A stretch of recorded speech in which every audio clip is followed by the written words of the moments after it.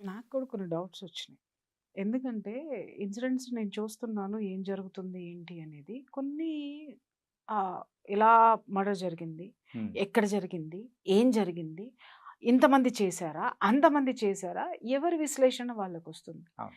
నాకు కొన్ని డౌట్స్ నాకున్నాయి. ఆ హ్మ్. డౌట్స్‌ని నేను మీడియా ముఖంగా నేను అడుగుతున్నాను. ఓకే. దాన్ని ఒకసారి జనం గూడా కొంత విశ్లేషిస్తే బావుంటది. లేదా అసలు జరిగిన సిట్యుయేషన్స్ ఏంటి అనేది మనకి ఇన్వెస్టిగేషన్‌లో కూడా వస్తాయో లేదో కూడా నాకు డౌటే యాస్ ఎ జర్నలిస్ట్‌గా ఓకే. నేను చెప్తున్నాను. హ్మ్. కానీ నేను ఈ ఇష్యూస్ అన్నీ నా మస్తిష్కంలో గందరగోళం. ఓకే. ఏ ఒక్క విషయం కూడా నేను లాస్ట్ ఎపిసోడ్‌లోనే చెప్పా. మూలాల వరకు వెళ్తా నేను. హ్మ్.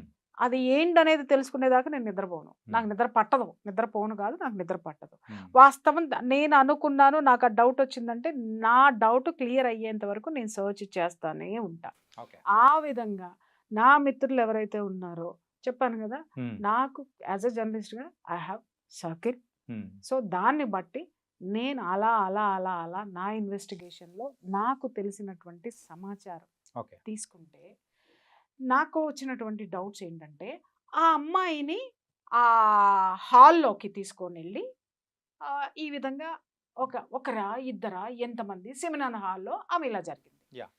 సెమినార్ హాల్‌లో జరిగిందంటే, సెమినార్ హాల్ ఎక్కడుంది? ఈ అమ్మాయి డ్యూటీ ఉండేటటువంటి పక్కనే ఉంది. హ్మ్. నంబర్ 1. అవును. తర్వాత ఈ అమ్మాయి అంతసేపు ఎక్కడ టీవీలో ఒలింపిక్ ఇది చూసింది. ఫోన్‌లో ఒలింపిక్స్ చూస్తూ చూసుకుంటూ టీవీలోనో, ఫోన్‌లోనో. ఫోన్‌లో. చూసుకుంటూ కూర్చొని అప్పుడే లేసి అక్కడికెళ్ళింది. అక్కడికెళ్ళిన తర్వాత ఇది జరిగిందన్నారు. హ్మ్. పాయింట్ నంబర్ 1 ఏంటంటే, ఈ అమ్మాయి ఒక్కటే అది చూస్తుందని చెప్పినోళ్ళెవరు? అప్పటి వరకు చూసి పడుకోవడానికెళ్ళిందని చెప్పినోళ్ళెవరు? Point number 1. ఓకే. ఓకే. హ్మ్.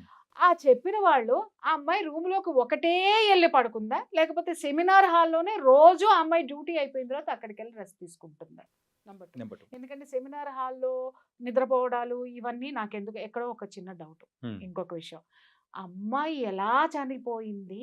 భయంకరమైన శారీరక హింస. యాహ్! ఓకే. లైంగిక పరమైనటువంటి హింస. ఇవి 2 జరిగాయి. జరిగిన తర్వాత ఆ అమ్మాయి ప్రాణాలు కోల్పోవడం అనేది జరిగింది. ఆ అమ్మాయి వీడియో కూడా ఒకటి వైరల్ అవుతుంది. గొంతు కింద భయంకరంగా నలిపారు. ఇక్కడ కొట్టారు. ముక్కులో నుంచి రక్తము, నోట్లో నుంచి రక్తము.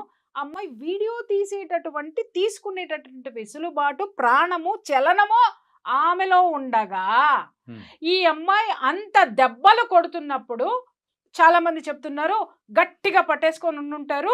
కాబట్టి వచ్చినాడు కొట్టేసాడు అనేసి. గట్టిగా పట్టుకొని ఉన్నప్పుడు కొట్టేసిన తర్వాత వీడియో ఎలా తీసుకోగలిగింది ఆ అమ్మాయి? నంబర్ 1.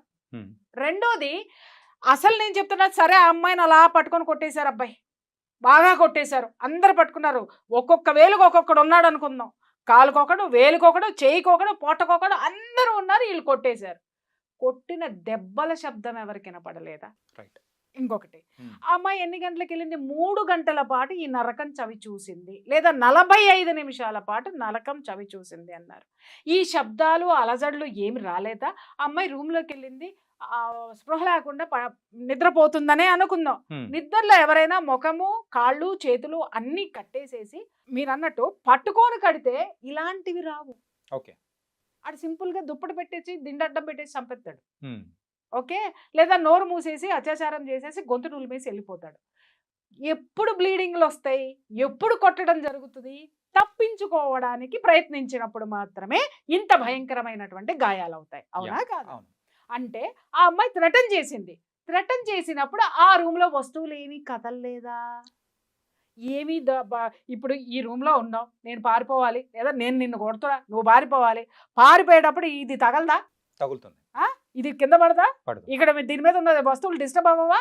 ఆ కుర్చీ ఇవతల కన్నా లాగవా? కొంచెమన్నా లాగవా? ఆ ప్రతిఘటించేటప్పుడు ఖచ్చితంగా ఏదో ఒకటి ఉంటుంది. ప్రతిఘటించేటప్పుడు ఖచ్చితంగా అక్కడ అలజడి అనేది ఉంటుంది. హ్మ్. ఆ హాల్‌లో ఖచ్చితంగా ఉంటుంది. అవేమీ లేవా?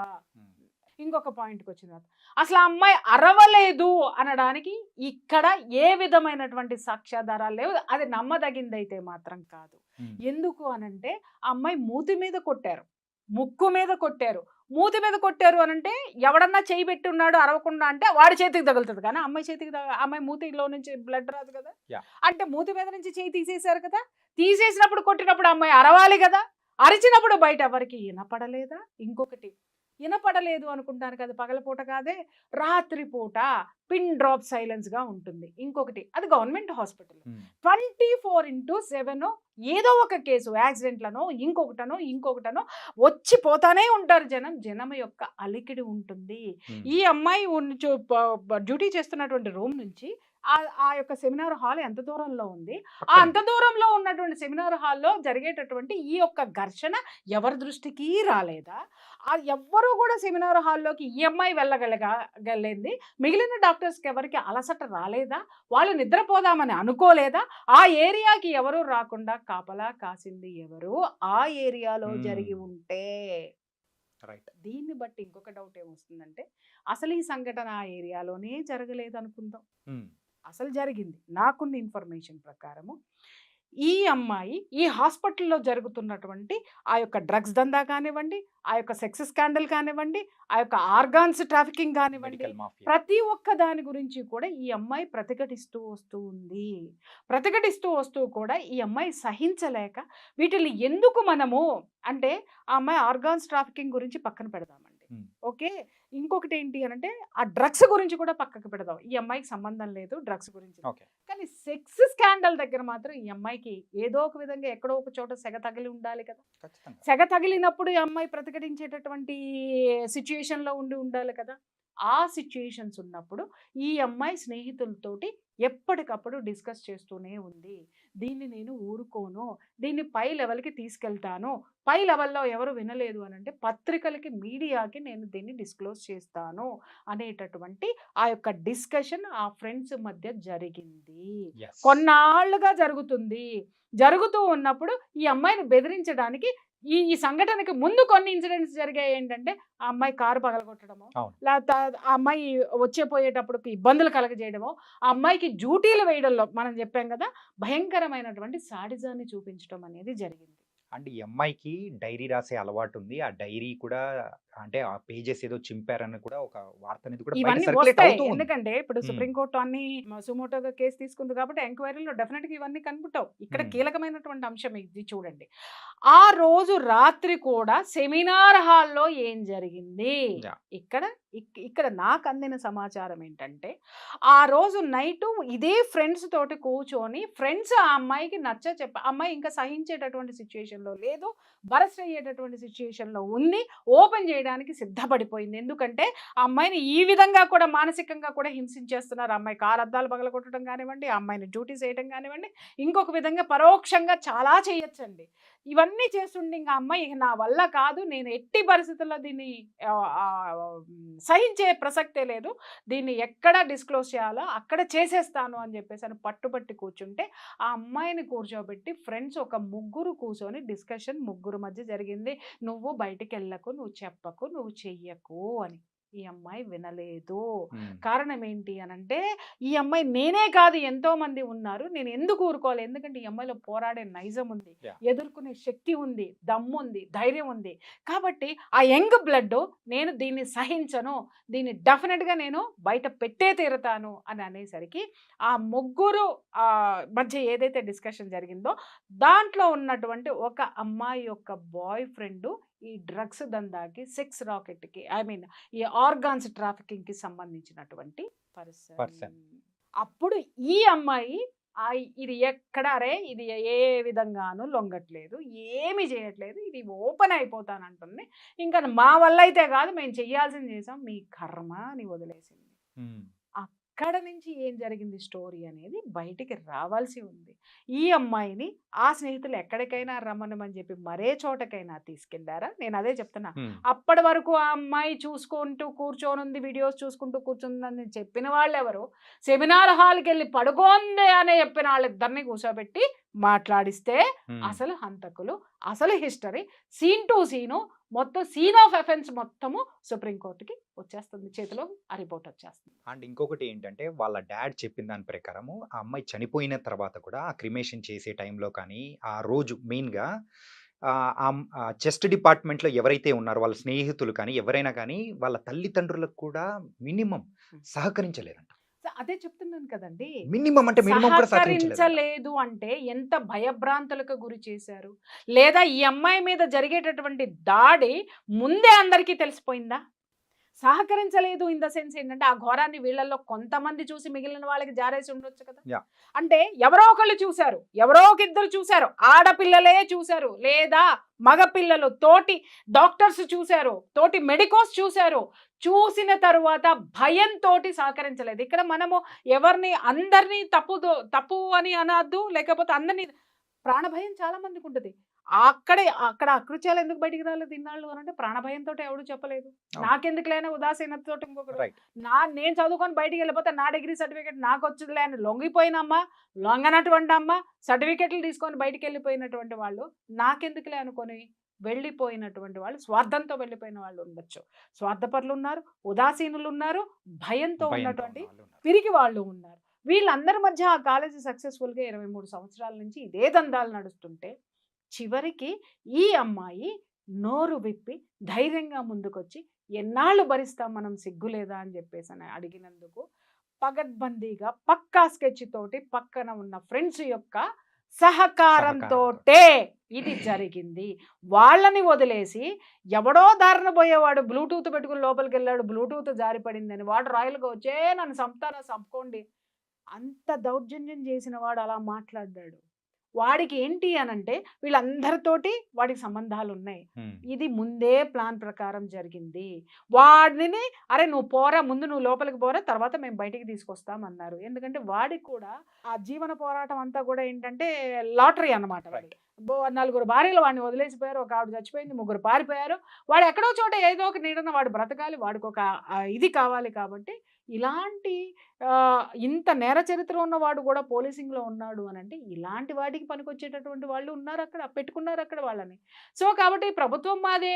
నేను ప్రభుత్వంలో ఉన్నాను. నా చుట్టూ వీళ్ళందరూ ఉన్నారు. వీళ్ళందరూ కాపాడతారు అనుకోని వాడు చెప్పినటువంటి విషయము ఇక్కడ జరిగింది. హ్మ్. అప్పుడెప్పుడో మనం ఒక సీన్ చూసాం. బావ కళ్ళల్లో ఆనందం చూడటానికి నేను చంపేసాను అనంగానే వాడెక్కడో చచ్చిపోయాడు చూసారా? హ్మ్. వాడికి సంబంధం లేదు. కానీ ఒకడు ఎట్లా బలైపోయాడు? యాహ్! ప్రలోభము. లేకపోతే వాత్సల్యము, ఫ్రెండ్‌షిప్ ఏదైనా ఉండొచ్చు. ఎ ఒక హంతకుడికి ఎప్పుడు కూడా పాపభీతి ఉంటుంది.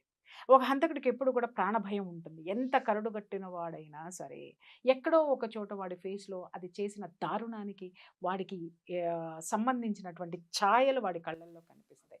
చాలా రేర్‌గా ఉంటాయి. నాకేంటి నేనెందుకు చేశాను పర్వర్టెడ్ నేచర్ ఉన్నటువంటి వాడిలో ఉంటాయి. వీడి వీడి వీడు పాల్గొనలేదా అనంటే వీడు భాగస్థుడే. యాహ్! చచ్చిపోయిన తర్వాత మానభంగం చేశాడో, బతికున్నప్పుడే మానభంగం చేశాడో, లేకపోతే అత్యాచారం చేశాడో, ఏం చేశాడనేది తర్వాత విషయము.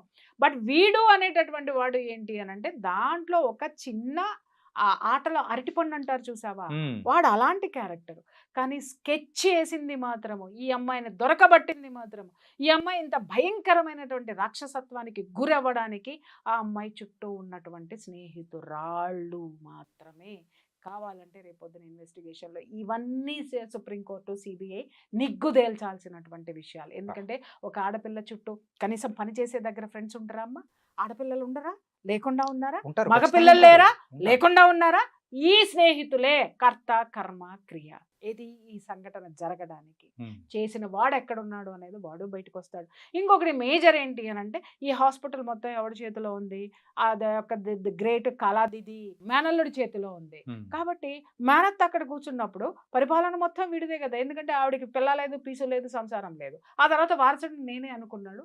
వాడు చేసుకుంటూ వచ్చాడు. సో, తిలా పాపం తలా పిడికెడు. ఇక్కడ ఒక ఆడపిల్లని భయంకరంగా పొట్టన పెట్టుకున్నది సాటి స్నేహితులే. ఇంకా ఇక్కడ ఒక కీలకమైనటువంటి విషయం నేను ప్రస్తావించాను. యాహ్! ఇలాంటి ఇష్యూస్ జరిగినప్పుడు ఆడపిల్లలు పేరెంట్స్‌కి చెప్పరా? ఆ అమ్మాయి అంతకు ముందే ఒత్తిళ్ళని ఎదుర్కొంది. అవును. మానసికంగా ఒత్తిళ్ళని ఎదుర్కొంది. పేరెంట్స్‌కి చెప్పలేదా అనే క్వెషన్ చాలా మందికి రావచ్చు. అలాగే మెడికోస్ కూడా పడుతున్నటువంటి మానసిక క్షోభ పేరెంట్స్‌కి చెప్పట్లేదా అంటే చాలామంది చెప్తారు. కానీ పేరెంట్స్కి కనిపించేది ఏంటి? రెండు, ఒకటి ఆ అమ్మాయి తెచ్చుకునే సర్టిఫికెట్, రెండోది వీళ్ళు కట్టినటువంటి డబ్బు, ఖర్చు పెడుతున్నటువంటి డబ్బు. అమ్మా కొంచెం నీకెందుకు, కళ్ళు మూసుకో, ఇంకొక సంవత్సరం అయితే అయిపోతుంది, ఇంకా 2 సంవత్సరాలు అయిపోతుంది, ఇంకొక, వీళ్ళు అనుకుంటున్నారు సంవత్సరానికి ఎన్ని వారాలు ఉన్నాయి? 52 వారాలు. 52. ఓకే, సంవత్సరం ఒకటే కానీ దాంట్లో 52 వారాలు ఉన్నాయి. ఎన్ని రోజులు ఉన్నాయి? 365 రోజులు ఉన్నాయి. ఎన్ని గంటలు ఉన్నాయి? 24 × 365 అవర్స్ ఉన్నాయి. 300 అంతకి ఇంటూ 60 సెకండ్స్ వేసుకోండి. సెకండ్కి ఈ బిడ్డ ఎంత నరకం అనుభవిస్తుంది అక్కడ అనేది పేరెంట్స్ తెలుసుకోవాల్సినటువంటి అవసరం ఉంది. ఇక్కడ చాలామంది పేరెంట్స్ అమాయకులు అనుకోవాలో, మూర్ఖులు అనుకోవాలో తెలియదు. డాక్టర్లు అనిపించేసుకోవాలి మా పిల్లలు, డాక్టర్స్ చదవటం తప్పని నేను అనట్లా. అక్కడ జరుగుతున్న వాటిని మీ పిల్లలు ఎప్పుడైతే చెప్పారో, చెప్తున్న తల్లులు చెంగు దోపి హాస్పిటల్కి వెళ్ళి చెడు కూడా ఆడుకోండి. నా బిడ్డకి ఇలా జరిగిందా, కొడకల్లారా సంపుతా మిమ్మల్ని, నరుకుతా మిమ్మల్ని అని ప్రతి తల్లి తిరగబడితే, పబ్లిక్ తిరగబడితే ఎవడు మాత్రం ఏ దాష్టికం చేస్తాడు చెప్పండి? నీకు వచ్చే స్టూడెంట్ యొక్క పేరెంట్సే ఒక దీని కింద ఉన్నారంటే, స్టూడెంట్సే లేకపోతే నీ కాలేజ్ ఎలా ఉంటుంది? చచ్చినట్టు నీకు అనుగుణంగా ఆ కాలేజ్ ఉంటుంది. బట్ ఇక్కడ ఎవరికి అనుగుణంగా ఎవరిని ఉంచారు అంటే, దౌర్జన్యాలకి, దుర్మార్గాలకి అనుగుణంగా జనమే అటువంటి దుర్మార్గుల చేతిలో పెట్టింది కాదా ఇదంతా? ఇదంతా తప్పెవరిది? ఇన్ని సంవత్సరాల మట్టి జరుగుతున్నటువంటి దుర్మార్గాల్ని చూసి ఉదాసీనంగా ఉన్నటువంటి సమాజానికి తప్పు కాదా? ఆ సమాజంలో కాలేజీకి పంపించేటటువంటి పేరెంట్స్ తప్పు కాదా? ప్రతిఘటించినటువంటి అక్కడ ఉన్న యువత తప్పు కాదా? అక్కడ ఉన్న పౌరుడి తప్పు కాదా? అందుకే అన్న తిలా పాపం తలా తలా పిరికెడు.